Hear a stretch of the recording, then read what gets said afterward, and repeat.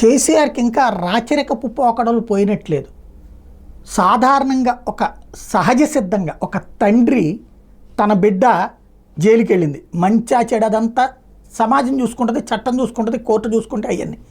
But తన బిడ్డ జైలుకి వెళ్ళింది, జైలు నుండి విడుదలవుతుంది. ఏం చెయ్యాలా? ఓ తండ్రి ఏం చేస్తాడు? సహజ సిద్ధంగా ఏ తండ్రి అయినా సరే పరిగెత్తుకెళ్ళి అక్కడ జైలు దగ్గర కూర్చుని బయటికి రాగానే బిడ్డని హక్కును చేర్చుకుంటాడు, ఊరడిస్తాడు. అలాంటిది ఈయన ఢిల్లీ పోలా, వెళ్ళింది కేటీఆర్, వీళ్ళు వెళ్ళారు, బాగానే ఉంది, పరామర్శించారు, తీసుకొచ్చారు, అంతా బాగానే ఉంది. పోనీ వచ్చిన తర్వాత నన్ను హైదరాబాద్ రాగానే డైరెక్ట్గా ఇంటి దగ్గరికి అక్కడ ఎయిర్పోర్ట్లోనన్నా దిగ్గానే పలకరించాలా, లేకపోతే ఇంటికి తీసుకెళ్ళాలి.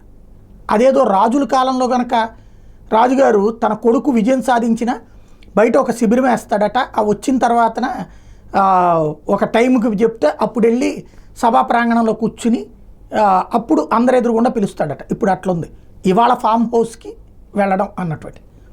అంటే కేసీఆర్లో ఆ తండ్రి ఆత్మ ఏమవుతుంది, ఆ తండ్రి ఫీలింగ్ ఏమవుతుంది? తన బిడ్డ 5 నెలలు జైల్లో ఉండొచ్చిందే, నరకం అనుభవించి వచ్చిందే, కష్టం అనుభవించి వచ్చిందే, అట్లాంటి అమ్మాయి బయటికి రాగానే దగ్గర ఉండాలన్నటువంటి సోయ ఏమైపోయింది?